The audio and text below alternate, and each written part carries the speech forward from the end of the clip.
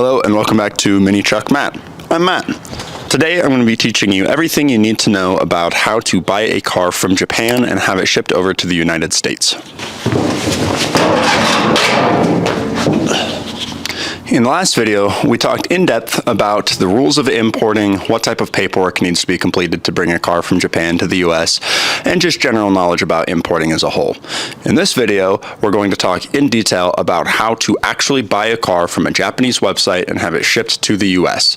In the next video, I'll talk about how to actually complete the import paperwork that you will need in order to legally bring a car from Japan into the United States. And then in future videos, we'll talk about what it's like to pick a car up from the port once it has arrived from Japan to the US. For now, we're going to head into the office and go look at some websites. Okay, and welcome to my office. We are going to start talking about how to actually go about getting a car from Japan and having it shipped to the US. There are obviously a couple of ways you can do this. For instance, actually going to Japan and buying a car. Obviously this makes sense if you are living in Japan and returning to the US, but I'm going to go ahead and assume the bulk of people who are watching this are US based and are looking for a pretty simple way to buy a car, have it shipped to the United States, and then start over. Okay, we're going to go ahead and start talking about how to actually go about getting a car from Japan to the US. Obviously, your first step is to buy the car, which can be achieved by going to Japan and buying the car, or from buying... Oh my god. Okay, we are going to go ahead... Okay, and welcome to the office.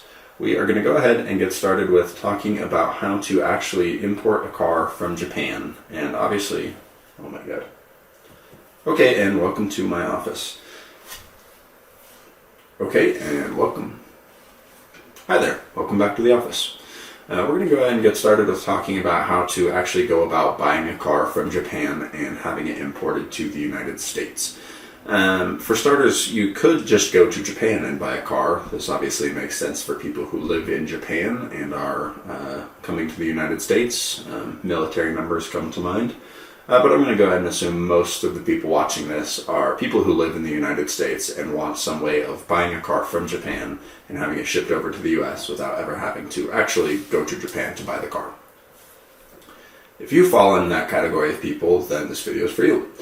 I'm pretty much going to go ahead and break down this video into a couple of parts, starting with places you can actually find cars to buy from Japan, things you need to know when you're buying a car from Japan, and what to expect in the process.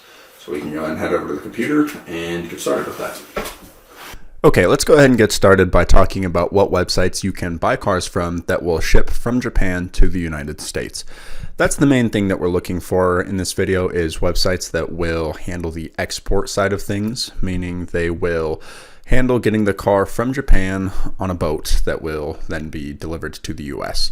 You still have to cover all of the import side of things. For instance, you're going to have to deal with US Customs and clearing your car through Customs and filling out all the paperwork associated with that. And additionally, you're going to be responsible for everything that has to do with getting your car from the port to your house, because there is paperwork involved with that. There is some know-how involved with that, and there is going to be additional work on your end. To simplify things, we want the export side of this to be handled entirely by another company. You can buy a car in Japan from other sources or even in person and then deal with a shipping company to have it sent to the US, but the nice thing about the websites we're going to talk about is they handle that aspect for you. So let's jump over to the computer now and take a look. Just to start, we're going to start with a website called beforward.jp. Now, this is the website that I bought my truck from. Keep in mind, I am not endorsing this company necessarily. This is just a good spot to find cars, but, you know, do your own research. Like I said, my experience was fine with these guys, but that doesn't necessarily mean that you're going to have a good experience with this company. So keep that in mind. The main reason I like this website is just because of how much they have available. As you can see, they have nearly 400,000 cars available. Now, that doesn't mean there's 400,000 cars that are able to be imported to the US because, like we talked about in our last video, there's that 25-year rule. So, only a fraction of these are going to be importable, but still, 400,000 cars is a ton of inventory to choose from, and that's nice because it gives you a lot more options on what you can buy. The next thing I want to talk about is carfromjapan.com. This is a very, very popular website. I know a lot of people buy their cars from here, and again, they have a pretty huge inventory with 150,000 cars.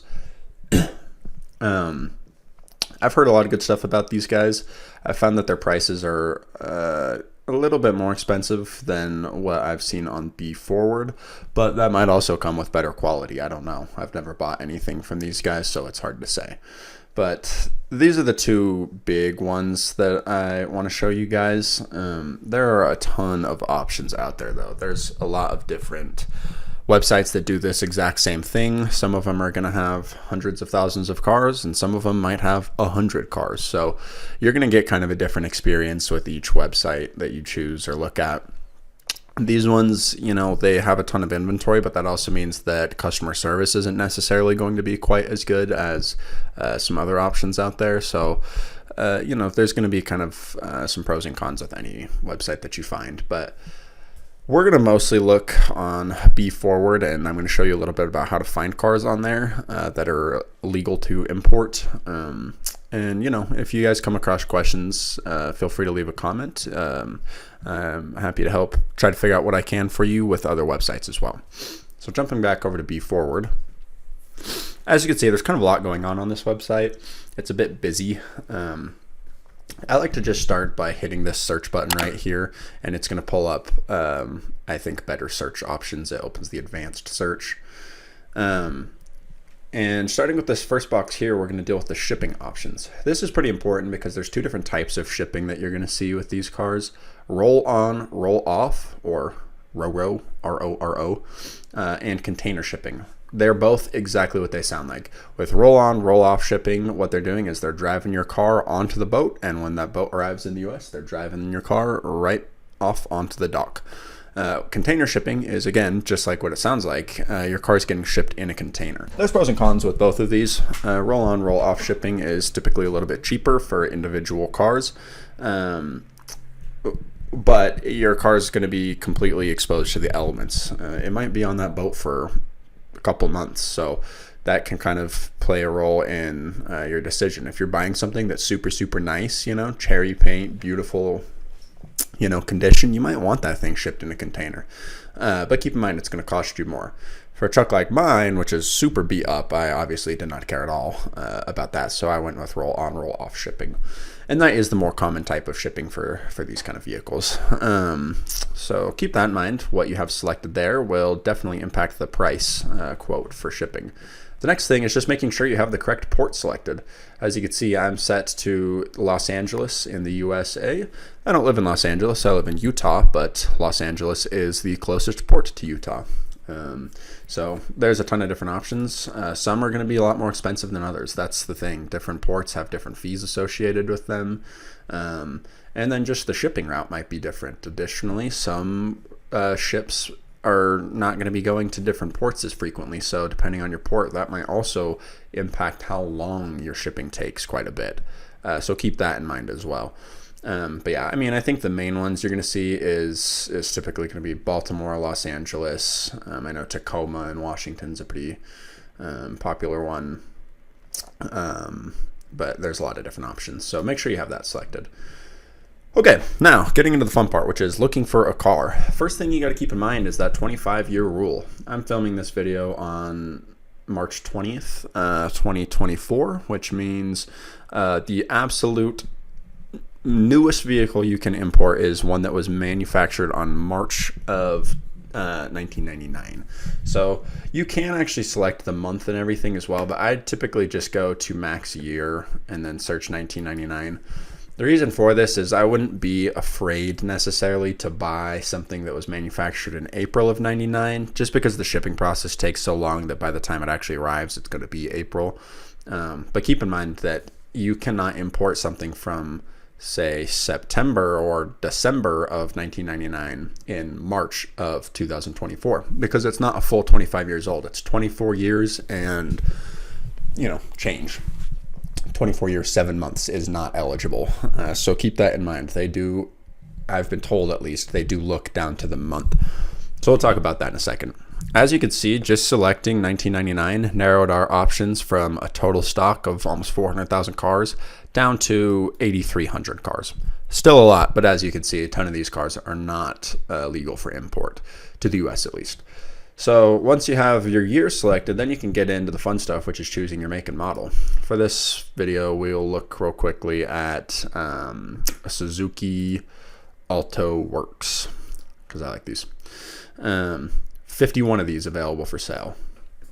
So when you hit search, you can do all the regular stuff, like, sort from new arrivals versus sorting from price low to high and whatever else. And this is not special to buying a Japanese car. Buying any cars like this online. So once we pull up our options, we can kind of start looking. Immediately what I want to be paying attention to is how many miles are on it, and just generally like what it looks like.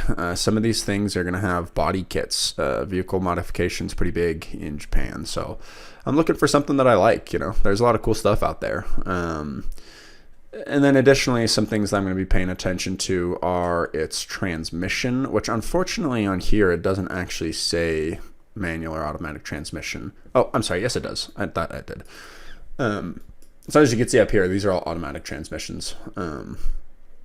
So let's say I wanted a manual one of these. I'm going to scroll down and look for manuals. Or I can go back to our search options and click choose more options and choose transmission manual. And that brings us down to 31. So I want a manual transmission Suzuki Alto Works. And here we go. We could start looking through. So we've got 1991, 1996, 1994. All these ones that are pre-1999, they're no problem. These are going to be pretty straightforward, easy to import. When you get to the ones that say 1999, you have to be a little more cautious. Now, I want to point something out. If you look at this one right here, this 99 Suzuki Alto Works, cool little car, 80,000 kilometers. It says 1991/1. You look up here, it says 1991/1 on this other completely different car. We could probably go through and find a few of these. Yep, 1999/1. That's the same one we looked up. Here's another one, 1999/1. Do I think that all of these cars were actually manufactured in January of 1999? No, I don't actually think that. What I think has happened with these cars is they couldn't find anywhere in the documentation or markings on the car that specified the month of manufacture, so they just defaulted to January. I think my understanding is with a lot of these, they don't get the specific month of manufacturer. They just put down the month that it was originally registered. So that's something to keep in mind. I don't really know how strict the ports are going to be with this kind of thing, but I would be pretty cautious importing something that you don't know is for certain 25 years old, because I know different ports are strict about different things, and it might even come down to different employees are strict. Some of these cars are going to say on the actual vehicle themselves the month of manufacture, either on a sticker like with the VIN number or vehicle identification number, or sometimes they'll have them on like a separate tag somewhere, like on the seatbelt. I've heard is a place that they'll be. But pay attention to that. If you can find a picture of that, that's best. But if you're dealing with something that's, you're worrying about it being 25 years old exactly, be pretty cautious with that, because it is important to find the right month of manufacture. So I think looking at cars like this is pretty simple, pretty straightforward. This is going to be similar to pretty much any car buying experience. One other thing I'd point out is on this website, Be Forward. Now, this might be different on other websites, but these guys have vehicles that are their own stock versus, they're just being sold by other people and are using Be Forward to list. So keep in mind, you can look and see that all of these are for the most part being sold by third-party sellers. With that, you're kind of relying on that third party to do their part as well. I bought my truck as it was B forwards stock, so I think that simplified things a little bit for me and added a little bit of confidence. But everything I've heard about this website and read, they're pretty good with guaranteeing you a vehicle. They even have a disclaimer with third-party vehicles on here that says, if something happens with your vehicle, we'll find you another one or whatever. So just keep that in mind. I'm going to jump over tabs to a vehicle I had favorited, and we'll talk about a few things with this one that are kind of worth looking at. So this is going to be another third-party seller. You can see they've got like their advertising stuff in here on Japanese. One thing I want to kind of talk about is finding out information on these vehicles. So they're going to have some info like a chassis number and a model code, but that's not always necessarily going to tell you exactly what is in this vehicle. A lot of vehicles came with both naturally aspirated and turbo variants, and it can be a little bit hard to figure out which ones have turbos and if they're factory turbos versus which vehicles are NA. If we scroll down, we can see that this one is listed as a turbo in its options, so we can be pretty confident that this one is a turbo. But I've stumbled across quite a few vehicles that actually were turbocharged versions of the vehicle that was listed, but did not have turbo listed as an option. So I want to talk about a way to kind of find a little bit more info on these vehicles, and that is going to be through our other website that we talked about, carfromjapan.com. They have a little feature on their website. If you scroll over to the top under more and then click on car specification, they have a catalog of tons of different cars. I mean, from Japanese cars to American, British, French, everything. I mean, they have a lot of really detailed info on these cars, which is super useful. So we're going to be looking on info on our Suzuki Wagon R here. So I'm going to go and choose Suzuki. Scroll down to W, click Wagon R, and then up here at the top there's a list of model, release year, and month. So if I look over here, this is listed as a 1999/1. So we're going to try to kind of jump down to 1999 and see what we can find. So it'll jump us down automatically. So this is going to be showing us vehicles that were released in December of 1999. They released some in October of 1999. They released some in June of 1999 and April, and so on. Now you might be thinking, like, what's the difference? Who cares? How much could they have possibly changed within one model year? But that's the thing, is they do have little changes here and there. And this can also help us identify when this one was actually manufactured. Because like I said, this is listed as a 1999/1. But I'm guessing that this was not actually manufactured in January. It was just listed as /1 because they don't know when it was manufactured. And here's a little bit of evidence to that. If you look on here, we could see for it to have been manufactured in January of 1999, it would actually probably be a late 1998 model or manufacturer. But we also have one from February of 1999. So as you can see, this website doesn't even list the Suzuki Wagon R as ever having a release in January of 99. So that gives us a little more info that this is maybe not legit from January of 99. So we start looking, and I want you to pay close attention to the front bumper of these on these little pictures they're showing. If we look at our front bumper, we have these fog lights here. If you look back over here, no fog lights. We keep scrolling to April of 99, and suddenly they have fog lights. So the release in February of 99, no fog lights. April of 99, suddenly they have fog lights. So this tells me that this one was at the absolute earliest released in April of 99, not prior to that, like it says on this website. So that's something to be really careful about. The other thing I want to talk about is just assessing vehicle condition, which to do that, find listings that have a ton of pictures. We'll click on this one, for example. So a few things I like to look for, is low mileage and a lot of pictures. This one's a little more expensive, $4,300, but if we click on it, we could see that it has 81,000 kilometers, which is hardly anything in terms of mileage. I'm going to say it's like 50,000 miles. Let's see. 81,000 kilometers works out to be, yeah, exactly 50,000 miles. So, anyways, when you're on here, this seems like a great look at first. You know, low mileage, looks clean, but there's only 3 pictures. So, I mean, I'm not buying a car sight unseen that only has 3 pictures. So keep that in mind. You really want to be looking at cars that have way more pictures. This one's got 40,000 more kilometers than the other one does, but there's 31 images on this listing. So frankly, I would feel better about buying something that has 31 images and more miles than, you know, buying something that's low mileage, but you don't really know what the condition is. When you're looking at these, you know, pay close attention to the interior. Is it like modded? Does it have a ton of stuff done to it? That might be cool. You know, this one's got a cool little Momo steering wheel in it. But you might also see some that look like they have rather questionable mods done, and that might be something to steer away from. The other thing to look at is rust on the body. Especially in the undercarriage, I've seen a lot of these things were painted. The undercarriage gets painted to sort of hide rust. I like that in this one you can see the undercarriage has very clearly not been painted. I like that you can see a little bit of surface rust on this one because that means that's the rust it has. You're not looking, you know, you're looking at the rust and nothing hidden.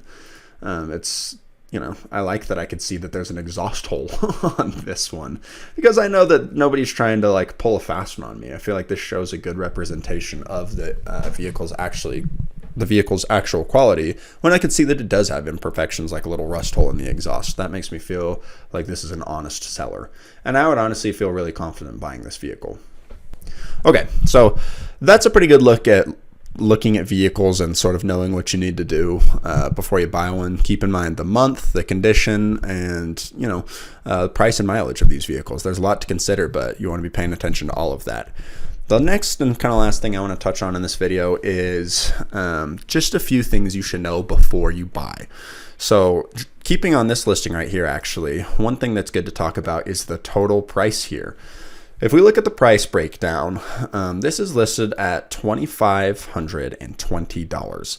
This is an interesting price point because anything over $2,500 requires you to purchase bonds with U.S. Customs before you can import it. It's just a little extra step. It's basically you're buying insurance with the government that says you will pay for this vehicle and you will pay for all the taxes that are associated with it. And that's only required on vehicles that are priced $2,500 and greater. And yeah, those are called a formal entry import, and they are required for anything over $2,500. Under $2,500, you don't have to worry about that. So this puts your vehicle in kind of an interesting price point of $2,520, puts you technically over that limit, over that threshold for informal entry. So that might be a pain.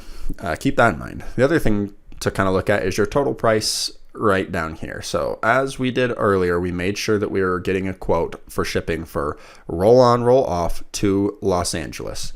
Now this also says CIF plus CERT to Los Angeles. What that CIF means is cost, insurance, and freight. So that means CIF is the cost of the vehicle, the cost of the freight, and the cost of marine insurance. And that comes out to either $3,800 or $3,500 if you use the buy it now option. So on this website, you see there's a slightly better deal if you use their buy it now option. And I think that just means you pay the invoice within a shorter time frame rather than trying to reserve the vehicle and pay for it a month later. If you do that, you may be able to get your vehicle for actually under that $2,500 threshold. I don't know where that price difference comes off, if it comes off the vehicle or if it comes off the shipping end of things, but that's something that you should definitely email these guys about and ask if you were buying a vehicle like this, where it's just over that threshold for informal entry. Could end up saving you not just the money right here, but additional time and money with the import process. So as you can see, this vehicle itself, $2,500. If you use the buy it now option with shipping adds about $1,000, which is actually a really good price. Typically, I see closer to $1,200 to $1,500 for shipping on these. So that's a pretty good option.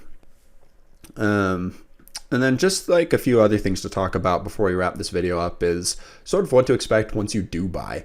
On this website, Be Forward, and again, I'm mostly talking about this website because this is where I have experience. This is who I bought my last car from. So I know a little bit more about these guys, and I feel a little bit more confident speaking to the process with them. But when you click Buy It Now, what it's going to do is basically just reserve the vehicle for you. Within a day or two, they'll send you an actual invoice, and that is when you pay for your vehicle. One thing I really like about Be Forward is they have a partnership with PayPal, which allowed me to use PayPal to buy my vehicle, which is kind of funny to think about, buying a whole car through PayPal like any other thing off eBay. But that's exactly what I did. I didn't have to worry about going to my bank and setting up a bank transfer. I didn't have to worry about any fees associated with paying online, which is really nice. I know some websites charge a pretty hefty fee to use websites like PayPal, but PayPal is actually free when I used PayPal. I mean, in terms of no fees, I was able to pretty much just click pay, and that was that. Money came from my bank, and I used PayPal as a payment method. I really liked that. It worked great, and it gave me some peace of mind that if something didn't work out, I might be able to fight with PayPal to get a refund versus a bank transfer. Once that money's gone, it's gone. So PayPal gave me a little extra peace of mind. It's funny too, is this even gives you the option to pay monthly on this thing. Now, I wouldn't recommend paying monthly for a K car, but to each their own. But once you buy it and pay the invoice, you're going to get some information from these guys as soon as you buy it. Within a few days or weeks of buying, they should send you some info through the website or through email or whatever. You can go on your account and go to a dashboard here, and under shipment dashboard, there's going to be 3 little sections: preparing, booked, and shipped. Mine I shipped long enough ago that I actually don't have my info in here anymore, but basically once I bought my vehicle, it showed up in this little tab that says preparing. Within a few days of purchasing my vehicle, they had uploaded a couple of documents, scans of documents, such as the export certificate, which is essentially going to be your vehicle title once it gets to the US and you go to register it here in the US. And they had also uploaded a scan of my invoice, which was really nice because you need some of that info to start preparing paperwork.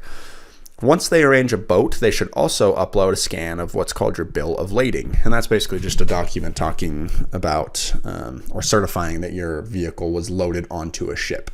I talk about all this a little bit more in detail in my last video, so go ahead and watch that for more info. But anyways, they're going to give you that info here, and then eventually they will actually ship you a copy of those documents, like through FedEx. You'll get a little folder that has your invoice, your export certificate, your bill of lading, and whatever other documentation you're going to need for picking up your truck from the dock once it arrives in the US. And that's pretty much it. There's more to it, obviously, on the side of doing paperwork once you've bought a vehicle, but as far as buying a vehicle goes, that's all there is to it. It's pretty straightforward, but it still is a lot to consider. There's a lot of info you want to be careful about, and you want to be pretty well informed before you go buy a vehicle. Otherwise, you may run into some problems at the port. Like I mentioned in the last video, if you don't do your due diligence and you buy a car that's not 25 years old, you may be on the hook for, paying for storage until it turns 25 years old, or shipping it back to Japan and trying to sell it there. So be very cautious with this stuff and make sure you're well informed before going into it. If you don't want to deal with all this, there are other options. There are websites like Japanese Classics that sell JDM vehicles that have already been imported. Now, obviously, that's going to come with a premium, but it might be worth it to you. For some of these, the price is not that much higher.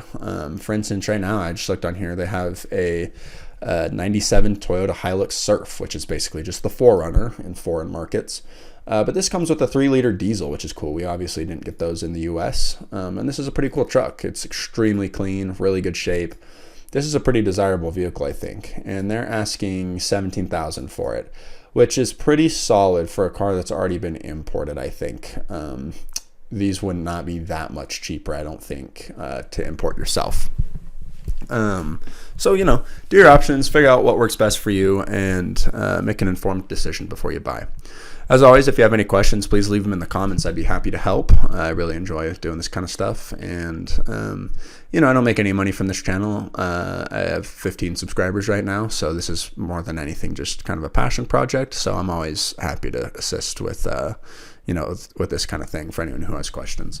It does mean a lot to me, though, if you are willing to subscribe to this channel and hit the like button on this video. Additionally, these videos take a lot of work and they're not my full-time gig, so they're pretty infrequent that I find time to make one of these. So turn on the alerts as well, so that you can see when I post a video. I am trying to ramp up making a few videos in the next little while and talk about some more stuff about importing. And then also I'm just hoping to post some more fun videos of my truck. I'm going to start working on a video here this week about off-roading in my Suzuki Carry. And there's some pretty cool trails around my house that I was actually quite surprised how my truck handled. So I think that's going to be a pretty fun video. But I'd appreciate if you guys could subscribe, give it a like, and we'll see you in the next video. Thank you. Bye.